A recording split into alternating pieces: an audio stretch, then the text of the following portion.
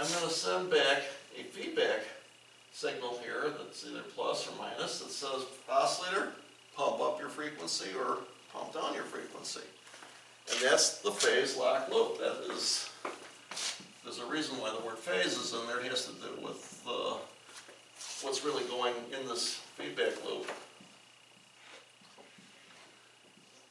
This is the way that modern synthesized receivers work.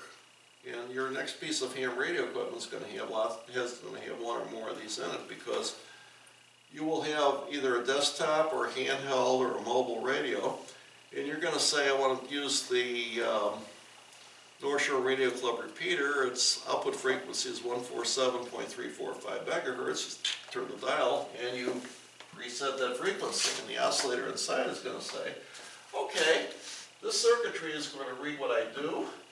The comparator is going to say, nope, not enough, or up too much, and it's going to send a feedback to this guy to say, change the frequency up or down. It's got a voltage controlled oscillator in it, is what it has. And how does that work? There's a certain kind of diode that has a schematic like this, and the voltage applied across here actually determines the amount of capacitance. So that is the variable capacitor in the circuit of the oscillator that determines the frequency. That's the voltage controlled oscillator. Very slick thing, actually. And this guy's going to produce the frequency of interest. Now, how does that work with receiving FM? What's going on here is your frequency shifting up and down. Well, as it shifts up, it's rising above the preset frequency, which is the center frequency, and the oscillator is going to be given instructions to shift accordingly, but you really don't care about that. What you really want to do is say, every time there's a frequency shift here, the comparator is going to give a plus or minus correction signal to the oscillator. That plus or minus correction signal is going to correspond to the audio, because the audio is what's making this thing shift up and down, above and below the preset frequency. So this feedback loop is your audio. Slick, huh? Phase lock loop discriminators are very popular because they're simple to buy. You can get a single integrated circuit chip, and you can grab that feedback loop, and there's your audio right there. It's just, you know, the simplest doggone way to do it in terms of finding one component that does it all, and not having to go through building a more complicated filter circuit like this, or an even more complicated ratio detector circuit. There's another fancy way to demodulate a signal. This one works with single sideband. It's called a product detector. I guess we don't need this anymore. Let me get rid of it. Is spread spectrum and FM type of signal then, or is it its own animal? Different things. Spread spectrum is frequency hopping. That actually was invented by an actress named Hedy Lamarr, believe it or not. In 1939, they didn't start implementing until the 60s, when the military said, you know, if the frequency that we're transmitting on changes all the time, the enemy can't tune in our radio signals unless he knows the scheme for the hopping. And that was a pseudo-random generator, which means if the receiver and the transmitter had the same seed and they started at the right synchronization point, they knew where the guy was going to be next. But if you didn't have that code information, you wouldn't, and you would never be able to track the receive signal. Plus, how do you jam it? You put your jamming signal out there, and the frequency's jumping all over the place. You really can't jam it. That's, by the way, why Wi-Fi uses spread spectrum, is because two signals tend to bump into each other all the time. And it's sort of like Ethernet. With Ethernet, you've got a shared pipeline. Everybody is hooked into the same path. And I transmit, and he transmits, and she transmits, and everybody else transmits, hopefully at different times, but every so often there's going to be collision. When that happens, the guy that sent listens for an acknowledgement, doesn't get it, he gets a negative acknowledgement saying your signal is garbled, sorry. And both these guys that were transmitting at the same time and collided back off and retransmit at randomly different times, so the next time the chances are they won't collide. If the channel isn't too busy, it works beautifully. They say when you get about 1% collision rates, you're okay. When it gets up to about 5, that's input starts to roll off in a hurry. But that's how Ethernet works. Spread spectrum's pretty much the same thing with Wi-Fi. You know, you get collision rates for the same reasons, because even though you're spread spectrum, now how do they know how to hop and when to hop? The access point, the base station for your Wi-Fi system at home is one part router, one part access point, meaning your base station is one part router, one part access point. The access point is the radio circuit, and it's got the protocol in it for synchronizing all of the Wi-Fi devices. It sends out a pilot signal every 100 milliseconds, and everybody links onto that. That pilot signal has in it the SSID information. So if you in a place like a internet cafe, McDonald's will put a hotspot, and you want to know what the SSID is to tell your laptop to hook up to, that's where it's parked. It's in that big ring signal. That's what I do for a living, by the way, is on the airplanes, the access points on the airplane. We got 3 access points. We put them on channels 1, 6, and 11, which are the 3 non-overlapping channels on 2.4, the so-called ISM, in an industrial, scientific, medical band that goes from 2.4 to 2.5 megahertz.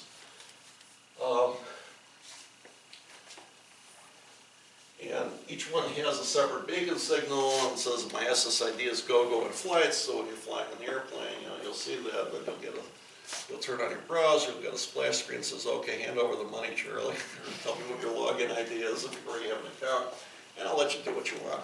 In my case, if I'm an employee, it will say, you get it free, but you have the secret protocol to get in.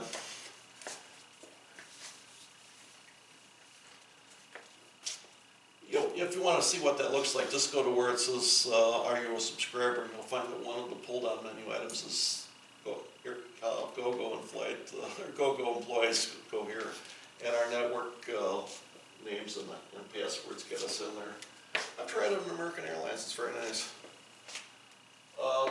Okay, so where are we going next? Oh yeah, product detection. When we multiplied 2 signals together, we took the audio signal and the radio signal, and we got A plus B and A minus B. What if, to receive that thing, we added another signal, which was essentially the same as the radio signal? It doesn't have to be negative. Yeah, there's only one direction for this, that's up. But I'm putting it here just to say it's another signal. It's actually there. And what it's doing is it's taking all this stuff and multiplying it. What happens when you multiply these signals together?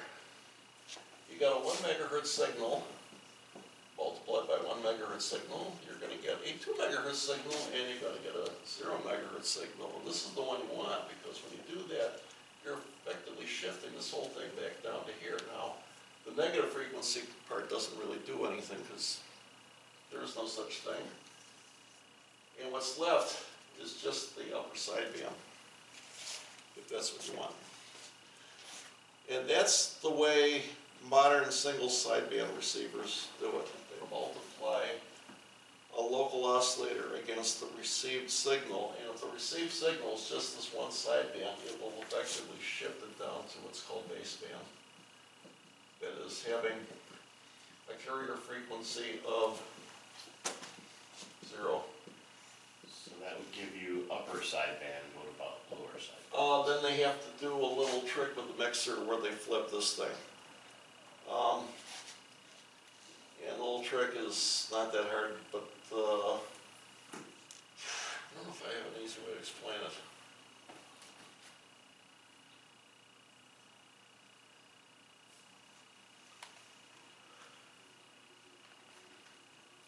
I don't remember how we used to do that. We take a mixer circuit. By the way, it's just inside of it. It's a dial bridge, and it would 2 of them would switch on during one half of the cycle, and the other 2 would switch on the other half. And essentially, what it would do is it would take what they call the local oscillator and the RF, or the audio frequency. The local oscillator was the radio frequency. It would produce the AM out here, And you got both, but then if you do this thing again, if you mix it again with another LO that's the same frequency, you could produce a spectrum inversion if you set the frequency just right. That was what I'm trying to remember. How do we used to do that? You know, you have to go look that up. I cannot remember that. I just remember you have to be very careful to be sure we picked up the upper or the lower sideband, depending on the frequency we selected. I have to research that. That's one just escapes me for the moment. But yeah, you can. You know, on an SSB receiver, you have a selectable sideband. There's a convention that says we use the lower sideband below 9 megahertz. Now, 9 megahertz is not really a huge band. But the convention started with World War II. There were lots of surplus radio components that were thrown on the marketplace that were used, and single sideband had its first introduction during World War II. And the frequency they were experimenting with at the time was 9 megahertz, and that's what the filters were good for. If you went, and this is an example of this spectrum inversion. If you went above that frequency, you would produce the upper sideband. If you went below that frequency, you would get the lower sideband. And that's why all the ham bands below, because those were the only filters available just by convention. If you're on 40 meters, 80 meters, or 160 meters, use lower sideband. If you're on 20 meters, 15, 10, anything, any of the so-called walk bands in between, use upper sideband. In the military, they only use upper sideband. They just said we don't need to be bothered with the convention. And marine radios, which go from 2 to 18 megahertz, they only use upper sideband because they figured, okay, one or the other is the same. Why bother? You'll notice on citizens band radios, they had a selection. You could pick up or lower. I don't know what the CBers really did. I didn't pay attention, but it seemed like most of them were picking upper sideband just arbitrarily. Nobody used lower sideband. But that's the product detector idea. The product is the product of the carrier frequency and the local frequency you beat with it. I just said an interesting word, beat.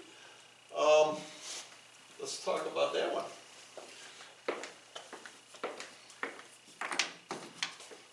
And we're going to go right back to the one we started with. The one we started with was Morse code, or CW. We just switched a carrier on and off.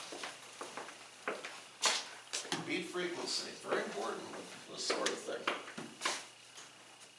If you got into the hobby when I did, 1916 was the year I got licensed as a novice and a tech at the same time. Couldn't get past the 5 word per minute code test for a few months. When I did, I got general by the end of that year. Extra 20 words per minute, I waited until I was an adult before I screwed around with that one. It was really, it takes a little time on the air before you really get used to listening to whole words at a time, which is almost what you have to do to receive at 20 words a minute. That's what you had to do to get an advanced license. Nowadays, there's no code test. Thank God for that. I was one of those who told the FCC when they were asking for opinions to get rid of it. It's an antiquated mode of communication. It's fine if you want to play with it.